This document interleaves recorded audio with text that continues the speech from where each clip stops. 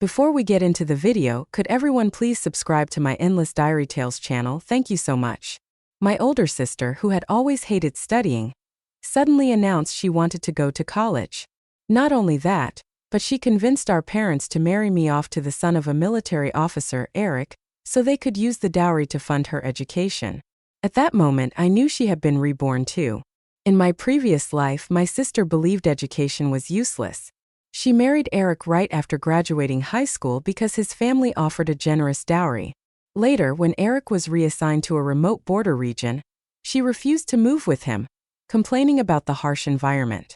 Meanwhile, I worked part-time jobs to put myself through college, eventually landing a secure government job and becoming a true city dweller. But my sister, while at the military district, used her father-in-law's name to take bribes. Her actions led to his being investigated and demoted, and in the end, her mother-in-law kicked her out of the house.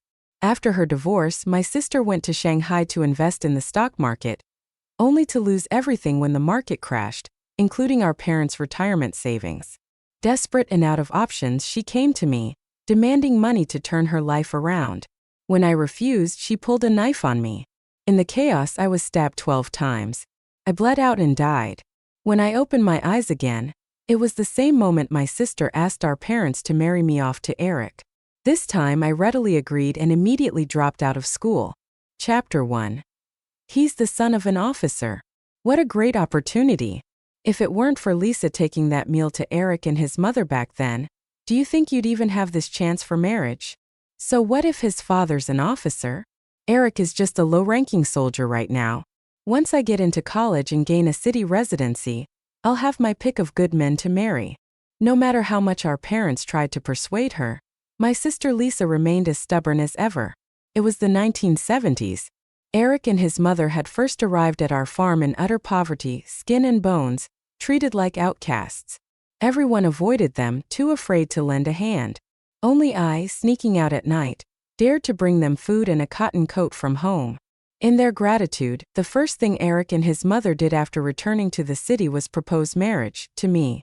But in my previous life, Lisa stole the credit. Because it had been dark that night, Eric's mother never saw my face clearly.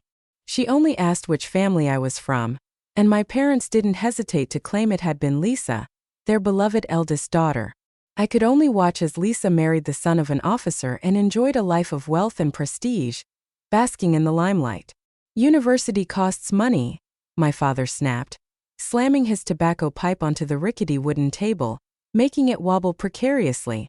We're so poor we can't even afford basic necessities. How are we supposed to pay for your education? Then let the second daughter marry Eric, Lisa said, her tone casual but cutting. We'll ask for a higher dowry from his family. That way, I'll have the tuition money I need to go to college. Lisa knew full well that marrying Eric meant becoming a military spouse destined to follow him to the remote border regions, a place she herself wouldn't touch with a 10-foot pole. Yet she had no problem pushing me into that pit of fire. She walked over and snatched the book out of my hands, the rough edges of the pages scraping painfully against my palm. I've already spoken to the school, Lisa announced smugly. Your registration has been canceled. She waved the confiscated textbook and workbook in front of me, sneering. From now on, the words school and studying have nothing to do with you. These will all be mine. So this wasn't a discussion, it was an announcement. I lifted my head to meet my sister's triumphant gaze, then smiled calmly. Sure, fine. Our mother sighed, glancing at Lisa, whose decision was evidently unshakable. This child doesn't know what's good for her. You'll regret this one day, mark my words. Then she turned to me with a look of disdain. You're the lucky one, you useless girl. Marrying into Eric's family, you better remember to help your sister find a match. Eric's just a lowly soldier, not even worth mentioning. When your sister gets into college, she's bound to marry someone important, like a commander. Chapter 2. My parents were always like this, anything good always went to my sister first. When it came to me, they only had 2 words. Not worthy. All because my mother had endured 3 days of labor giving birth to me, nearly dying in the process. From then on, I was called a curse, a bad omen. Every time Lisa bullied me, my parents thought she was avenging them. This time, by marrying me off the so-called curse, They not only rid themselves of their burden but also earned Lisa's tuition money. My parents thought it was a great deal, so they eagerly had the matchmaker send word back to Eric's family. Double the dowry and the marriage was sealed. The matchmaker rolled her eyes but agreed with a forced smile. As she left, I overheard her muttering under her breath, repaying a single meal with such an inflated sense of self-worth. Eric's family received the message. Though they were clearly displeased, they reluctantly agreed. That very evening the dowry arrived. Lisa paraded her new Shanghai brand watch from one end of the village to the other, basking in admiration. Meanwhile, my parents sat under the dim kerosene lamp, meticulously counting every bill in the stack of 1,200 yuan. My dowry, in stark contrast, was nothing more than a piece of old worn-out fabric. Using the sewing machine Eric's family had brought as part of the dowry, I worked late into the night, stitching together a shirt and a dress for myself. Lisa stood nearby, her voice dripping with sarcasm. "Is this for you to use? A married-off daughter is like spilled water. If you break the sewing machine, what will Mom use to make my new clothes later?" Ignoring her taunts, I snipped the last loose thread and quietly returned to my room. On Lisa's desk lay her blank practice test sheets untouched. I chuckled softly to myself. "Lisa, you have no idea how much hardship it takes to get into a city college." In my past life, when the college entrance exams were reinstated, there weren't any teachers in the village who had experience preparing students for such an event. My parents told me to give up and stay home to farm, but I refused to accept my fate. I followed the educated youths in the village everywhere, pestering them with questions. When the educated youths were eventually sent back to their cities, I was left with no one to guide me. Undeterred, I trudged over 10 miles to the nearest town, wearing tattered cloth shoes just to borrow study materials. I studied under trees while herding cattle, eating coarse cornbread and drinking cold water as I flipped through books. Every moment not spent working was dedicated to revising, and in the end, I earned a spot at a prestigious city university. My parents, ever boastful, never mentioned my struggles. They told anyone who'd listen that I was born with natural talent, that I'd glanced at a few textbooks and somehow aced the exams. Lisa believed them. She genuinely thought she was a genius too and could waltz into college by cramming at the last minute. Now she clung to my old workbook like it was a cheat code for success. But what she didn't realize was that without grit and perseverance, there was no escaping this soul-crushing household. Chapter 3. Soon it was the day of my wedding with Eric. His parents had booked a modest restaurant in the city for the ceremony. My parents, having never set foot in the city, were visibly uneasy. Lisa, on the other hand, couldn't hide her disdain as she watched their timid behavior. "It's just a small restaurant, nothing special. Nowhere near as grand as the White Swan in Guangzhou," she scoffed. True enough, it paled in comparison to the lavish lifestyle Lisa had indulged in during her previous life after receiving bribes and living in opulence. The wedding was simple yet followed all the traditions. Eric's mother took my hand gently and said, "Diana, we wanted to host a more elaborate celebration, but the dowry was gathered in a rush and we couldn't afford anything grander. I hope you'll understand." I smiled and reassured her it was fine, but Lisa rolled her eyes, unimpressed. If the general gave a simple nod, there'd be people lining up to pay for this. "Who are you trying to fool with this sob story?" Before Eric's mother could respond, a commotion erupted outside the banquet room. "Eric, don't be stupid. The bride's entire family is here. If you call off the wedding now, how will your father hold his head up?" Eric wanted to cancel the wedding. Eric's mother forced a smile, clearly panicked, and stepped out to assess the situation. Though I didn't have many memories of Eric, I knew he was a man of integrity. In our past life, after being reassigned to the harsh conditions of a border post, Eric never once complained, even when Lisa refused to join him because she found the environment unbearable. Later, when Lisa caused a scandal by misusing Eric's father's name for personal gain, leading to his demotion, Eric still honored their history and gave her a significant sum as part of their divorce settlement. He valued his promises and obligations, which made it hard to believe he would cancel the wedding at the last moment.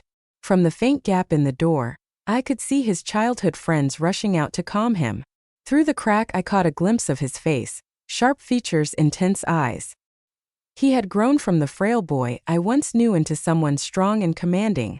No matter what, I'm not marrying that bad omen. I'll repay my debt, but I can't take her as my wife. Bad omen. His words cut deep, leaving a sharp ache in my chest. My eyes turned cold. Lisa, standing nearby, burst out laughing, her tone dripping with mockery. Diana, I didn't realize your reputation as a bad omen had reached your future husband already. Then, leaning closer, she whispered smugly, a curse marrying a loser. It's a match made in heaven. I clenched my fists so tightly that my knuckles cracked. Moments later, Eric was practically shoved into the room by his friends, his reluctance written all over his face. Lisa crossed her arms and stood tall, her striking figure always making her the center of attention. But Eric seemed oblivious to everyone else, his gaze fixed squarely on me. Seeing his chiseled features up close, I was momentarily taken aback.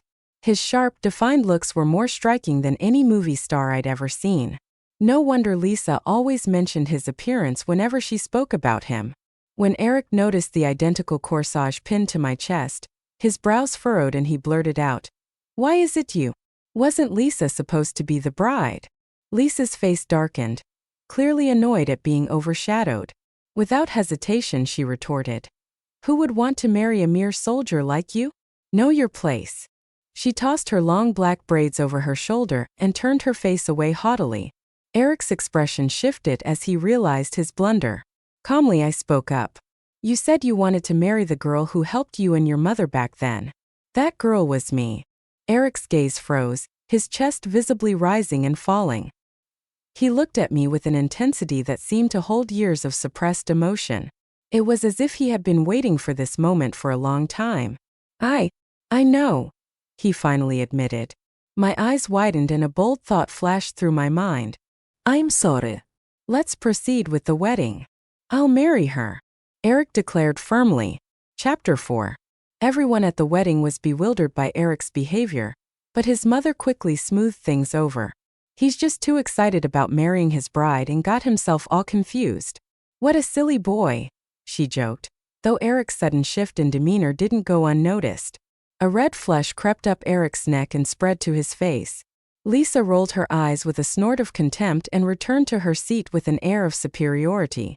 The rest of the wedding proceeded smoothly, though as the event was nearing its conclusion, Lisa decided to stir things up again. She casually mentioned how the rural environment was unsuitable for her studies, and insisted that Eric find her a tutor in the city. The tension in Eric's expression was unmistakable. He clearly didn't want to be involved. But his mother quickly stepped in with enthusiasm. "Of course we'll help. If the family's daughter asks for a favor, we can't say no." Without hesitation, she arranged for Lisa to stay at a guest house in the city, so she could prepare for her exams. Before my parents left, they took turns nagging me with instructions. "Don't forget your roots now that you're married. Take some of Eric's nice things to your sister, she needs them more. Make sure she has 3 meals a day and deliver them to her personally. Don't let her overwork herself. Your sister's exams are the family's priority. Taking care of her is your main duty." Lisa reclined lazily on her guesthouse bed, cracking sunflower seeds she had pocketed from the wedding banquet. A smug grin plastered across her face. "You hear that?" she sneered. "Just because you married into a big family doesn't mean you're anything special. Wherever you go, you'll always be stuck as my servant." My parents nodded vigorously in agreement, adding, "She's right. Never forget where you came from." I bit my tongue, swallowing my anger without a word. For the next 2 weeks, I ran back and forth between the guest house and Eric's home, tending to Lisa's every need. Eric, noticing the toll it was taking on me, ordered the family's cook to take over meal deliveries. But Lisa, as dramatic as ever, smashed a bowl right in front of the cook. "Go back and tell Diana not to flaunt her so-called title as the commander's wife in front of me. If I hadn't passed up the chance to marry Eric, she'd still be herding cows on some godforsaken mountain." When Eric found out, he was furious and insisted on sending Lisa back to the village. Lisa, however, wasn't one to back down. She sneered openly at him, her words dripping with venom. "Don't get too full of yourself, Eric. One day you'll probably be shipped off to some desolate border region never to return. Who knows? Maybe you'll die out there and no one will even bother to bury you." Her words struck a nerve. Eric's eyes blazed with anger, his whole body trembling. I'd heard stories about Eric in my past life, how the poplar trees of the borderlands became his grave and his remains were never brought back. Eric glared at Lisa, fists clenched, shaking with rage, ready to unleash his fury. I stepped in and dragged him home, trying to defuse the situation. Once we were alone, Eric turned to me, visibly upset. "Why do you always side with her and not me?" he snapped, his frustration spilling over for the first time in front of me. I hesitated, unable to find the right words. A strange tension hung in the air between us, one I couldn't quite place. Now wasn't the time. I just needed to wait a little longer. Chapter 5. On the last day of the college entrance exam, I was even more nervous than Lisa. If my memory served me right, Eric's transfer order would also arrive today. Lisa strutted confidently into the exam hall, tossing me a smug remark before disappearing through the doors. "Diana, after today, let's see what else you have to boast about in front of me." My parents watched her go with hopeful expressions, as if their wildest dreams would materialize within hours. I could practically see the imaginary smoke rising from their metaphorical ancestral graves. My palms were damp with sweat. When I turned around, I saw Eric standing across the road, waving at me with a wide smile. In his hand, he held a brown envelope stamped with an unmistakable red seal. My heart skipped a beat. I rushed over to him, my anxiety growing with every step. But Eric's warm, carefree grin helped settle my nerves. "Did it go through?" I asked. "It's done," he replied, handing me the envelope. I opened it quickly. Inside was an official transfer order assigning him to Debushan Island. It wasn't the remote frozen wasteland I had feared, but it wasn't close by either. It wasn't quite what I had hoped for. Disappointment flickered across my face as I looked up at him. "You're still leaving?" Eric reached out and gently ruffled my hair, a playful smile tugging at his lips. "This is already a good result. Soldiers can't avoid hardship, you know." He was right, of course, but that didn't ease the knot of worry tightening in my chest. He noticed my silence and chuckled. "Why are you so worried about where I get stationed? Relax. You don't need to follow me to the island. Life on a military base can be tough. Stay here, get a job at the garrison, or go to college, whatever you prefer." There wasn't a hint of blame in his tone. If anything, his sincerity made me feel even more uneasy. "What are you talking about?" I muttered. "It's not the hardship I'm afraid of. I'm afraid you'll..." "Afraid I'll what?" he interrupted, leaning in close, his face so near that I could feel his breath warm against my cheeks. My mind went completely blank. "Afraid you'll die." Eric froze, his smile fading as he studied my face. Then he asked, almost hesitantly, "Diana, do you believe in reincarnation?" I stared into his eyes, my heart racing. His words confirmed what I had begun to suspect. Eric had been reborn too. "I didn't marry you in my past life," he admitted softly, his voice tinged with regret. "I married Lisa. Your parents said she was the one who saved me and my mom. But no matter how hard I tried, I couldn't love her. So when the transfer came, I volunteered for the harshest and most remote post just to escape her. Sure enough, she couldn't stand the desolation of the frontier. Within days, she packed her bags and returned to the city. Later, during the army downsizing, she used my father's name to scam my comrades, promising them she could pull strings to keep them in the military. But she didn't have that kind of power. She raised her hand to strike, but before she could make contact, Eric caught her wrist and twisted her arm behind her back. "Ah! What are you doing?" "Eric!" Lisa screamed, drawing the attention of students leaving the exam hall. Eric, still wearing his military uniform, didn't want to cause a scene, so he let her go and positioned himself between us protectively. Lisa massaged her wrist, her gaze landing on the transfer letter I held in my hands. "Oh, a transfer to the borderlands, huh?" she sneered. "Eric, let me tell you something. Aside from your looks, what else do you even have going for you? Your father might be a commander, but he never abused his position. And look where that got him, raising a useless son like you. You're the laughingstock of Haichung." Lisa twisted Eric's family's integrity, something rare and admirable, into an insult. I couldn't stay silent any longer. "Lisa, no matter what Eric has or doesn't have, he's my husband. You have no right to criticize him." This enraged Lisa. She lunged toward me, But Eric restrained her once again, holding her back with ease. Diana, you're actually defending him now? Who do you think you are talking to me like this? She spat, her face red with fury. Have you forgotten how you almost killed Mom when you were born? You're nothing but a debt to this family. Your whole life you owe us. You were born to serve us, to pay off that debt. And if you dare talk to me like that again, I'll show you what happens. Her bloodshot eyes and clenched fists made her look like she wanted to tear me apart. Before Eric could fully subdue her, my mother appeared and slapped me across the face. The sharp sound echoed in the air, and my cheek stung painfully. My vision blurred for a moment as my head buzzed from the blow. You ungrateful brat, she shouted. Helping outsiders bully your own sister. I should have never given birth to you. I pressed my hand against my burning cheek, disbelief washing over me. If they hated me this much, what was I even holding on to? Fine, I said, my voice trembling but firm. Name your price. What will it take for you to let me go? You regret having me? Well, I regret having parents like you. My father, enraged, rolled up his sleeves, ready to teach me a lesson, but Lisa stopped him, her eyes gleaming with greed. Is that what you want? She hissed. Fine. Pay us back for raising you and we'll leave you alone. How much? I asked, my voice cold. Lisa smirked. 1,000 yuan. After all these years of feeding you, clothing you and housing you, that's the least you owe us. 1,000 yuan. An astronomical amount for most families, let alone for me. But my lips curled into a bitter smile. If that's what it took to sever all ties, I'd find a way. Chapter 7. Lisa truly had no conscience. Her actions were nothing short of despicable. Growing up, I always wore her hand-me-down clothes and ate whatever scraps no one else wanted. Keeping me around probably cost less than feeding a pig on the production team. The only significant expense was my high school tuition, and even that came after I knelt by my parents' bed all night begging them to let me study. Clenching my teeth, I said, Fine. 1,000 yuan it is. Once I give you this money, we're done.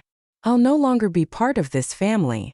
I grabbed Eric's hand and left without a backward glance, ignoring Lisa's shouting behind me. Diana, I can help you get that money. There's no need. I'll figure it out. Tomorrow I'm going with you to Tahitian Island. I'll have that 1,000 yuan within 6 months. Eric looked at me with a mixture of surprise and admiration. After a pause, he nodded firmly. All right. I trust you. I know you can do it. Tahitian Island, located near Zhu County, was rapidly becoming a hub for pearl farming. In my previous life, I had worked for the city's fisheries bureau and had interacted with many pearl farmers. I was fascinated by the industry back then, but as a public servant, I wasn't allowed to engage in business ventures. This time, I finally had the chance to dive into the pearl market. Eric supported me wholeheartedly. He even contacted a friend in Zhu County to arrange temporary accommodations for me near the market.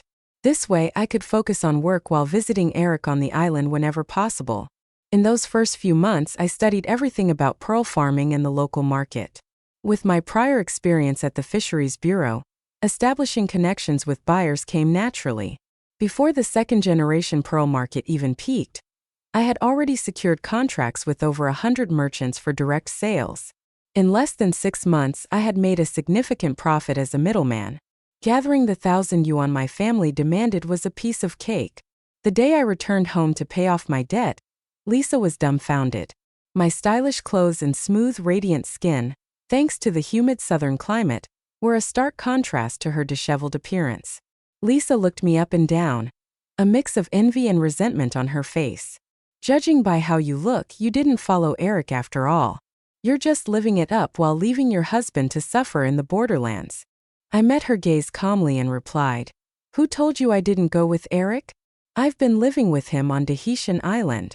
Tahitian Island? Isn't he supposed to be stationed in some remote borderland? Lisa looked confused.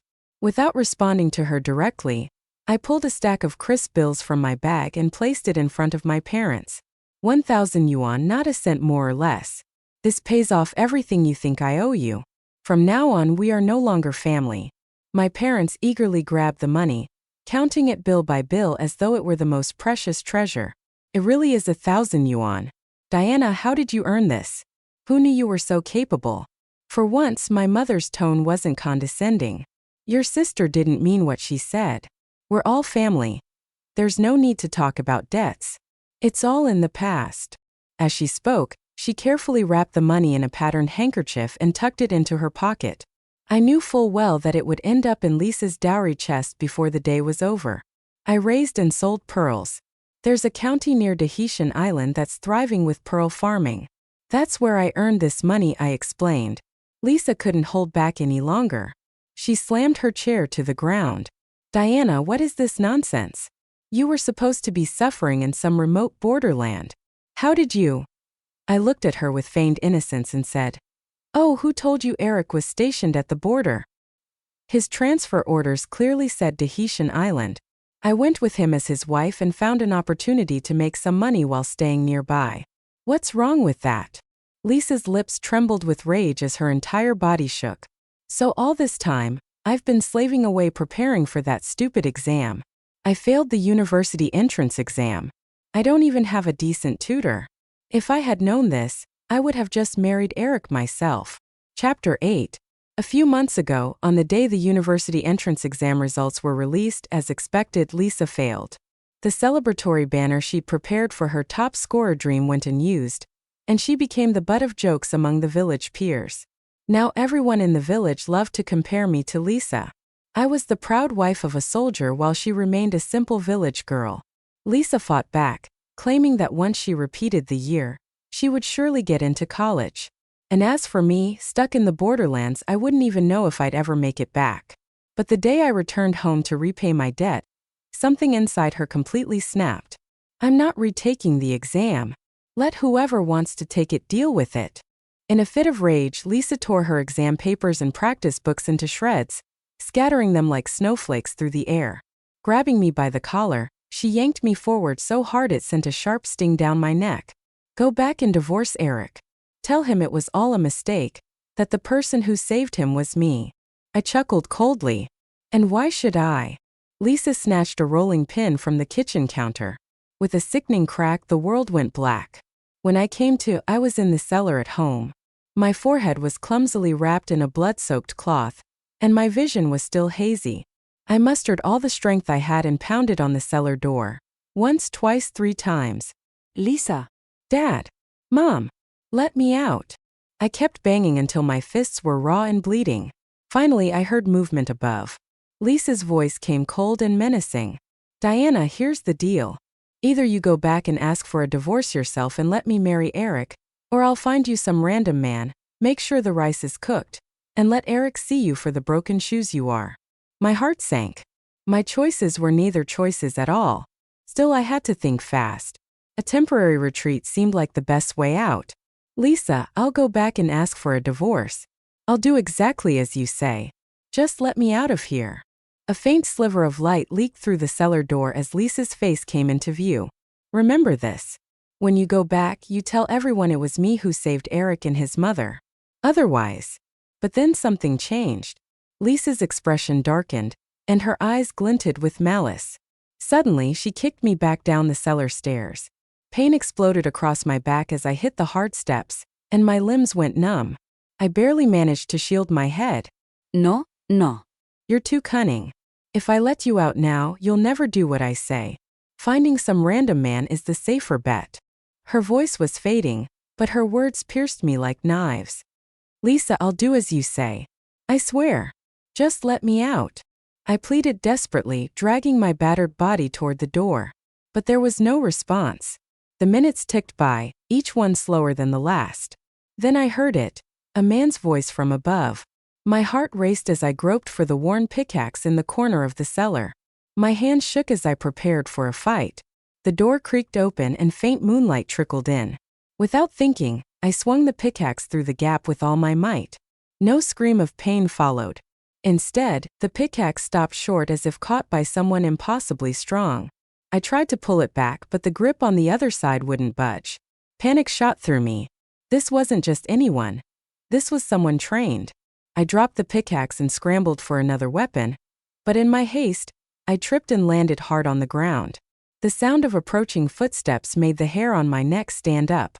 Cold sweat soaked through my clothes as I curled into the corner, trembling. Please, I'm begging you. Let me go. I'll give you money, 1,000, 2,000 yuan, whatever you want. Just let me go and I'll repay you in the next life. A deep, familiar voice cut through the darkness.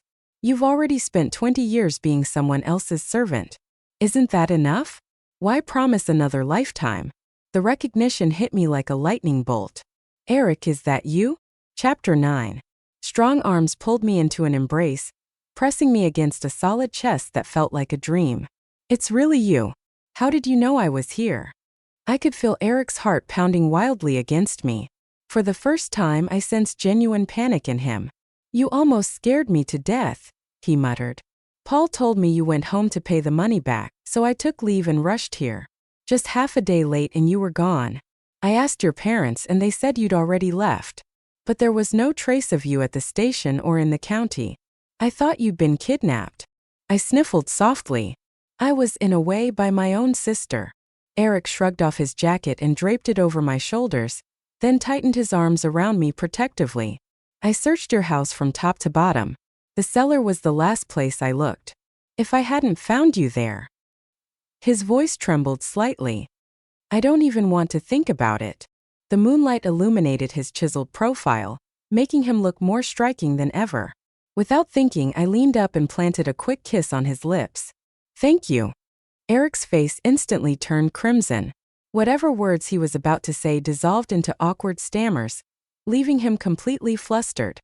He helped me climb out of the cellar, his arm steadying me. As soon as we were out, Eric kicked open the door to my parents' house. Father-in-law, mother-in-law, he said coldly, his voice ringing with authority. This is the last time I'll call you that. From now on, Diana belongs to my family and has nothing to do with yours. My parents froze, terror written all over their faces, as Eric strode in and slammed the kitchen knife onto the wooden bench beside my father's pillow.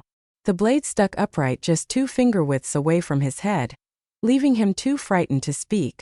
At the door, Lisa stood dumbstruck, clutching the arm of a sleazy-looking man who had followed her in.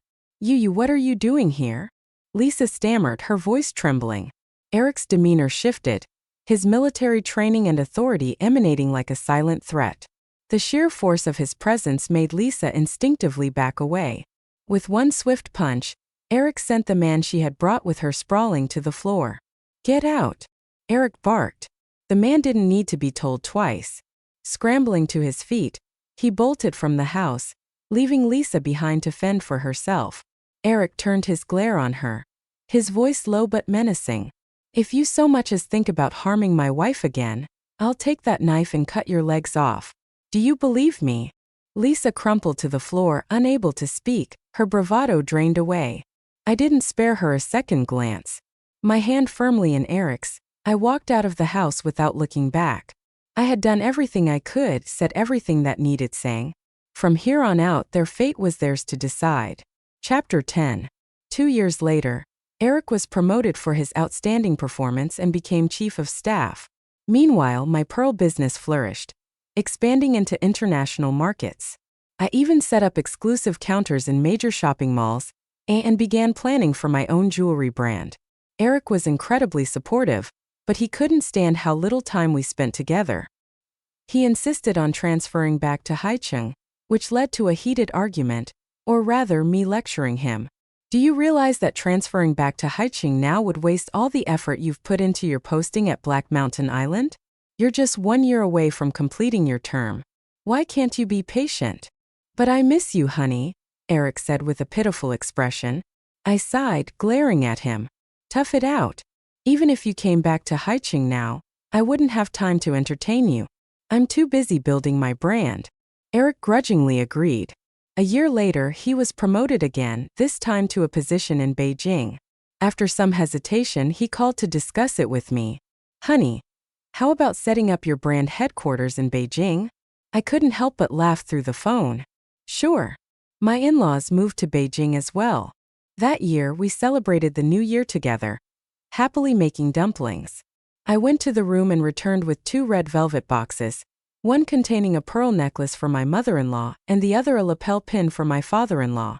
My father-in-law, now retired, often dressed in a suit to accompany my mother-in-law to dances. Seeing their joy as I gave them each a gift, they couldn't stop smiling. "Diana, you're more thoughtful than Eric. You're like our little guardian angel," my mother-in-law said with delight. Eric, nearly 30, stood behind his mom making faces at me. "Of course, because Diana is your real child. I must have been adopted." "Huh," Eric quipped, full of mock jealousy. The room filled with laughter. But my mother-in-law suddenly grew serious. "Diana, I heard Lisa came looking for you recently. Is everything okay?" I stopped playing around and reassured her. "Don't worry, Mom. She won't bother me again." Chapter 11. After I returned home to pay back the money, Lisa completely gave up on the idea of taking the college entrance exams. She took the money I gave her and headed to Shanghai, claiming she would make a fortune in the stock market. With the experience she had from her previous life, she was convinced she would succeed. But Lisa wasn't cut out for trading stocks, and she ended up losing every penny. Eventually, she borrowed a few yuan and returned to the village on an old green train, empty-handed. My parents urged her to marry quickly, even suggesting some of the older bachelors in the village, but Lisa refused. She left again not long after. The next time I saw her, it was in connection with a human trafficking case. Eric's comrades heard a woman crying out my name and contacted him immediately. When I went to see her, Lisa begged me to save her. But I couldn't. Dozens of young girls had lost their youth because of her actions. She didn't deserve forgiveness. Eric's comrade asked if I knew her. I shook my head and walked away. That year, the maximum penalty for trafficking women and children was the death penalty. When I returned home, I sent my parents one final sum of money, enough to ensure they could live comfortably for the rest of their lives. But I didn't tell them about Lisa. They didn't know, and they would never know that no one would ever visit them again. They were left to wait in that old house, clinging to the hope that their eldest daughter would return someday. Meanwhile, I finally escaped the family that had drained me of everything. My career soared to new heights. Advertisements for my brand played on national television. I had a loving husband, in-laws who treated me like their own daughter, and a peaceful, healthy life. That was enough. This life made me content. The tiny grain of sand had transformed into a radiant pearl. This glory, this happiness, I earned every bit of it. Every day from now on I will shine brighter and live more brilliantly than ever.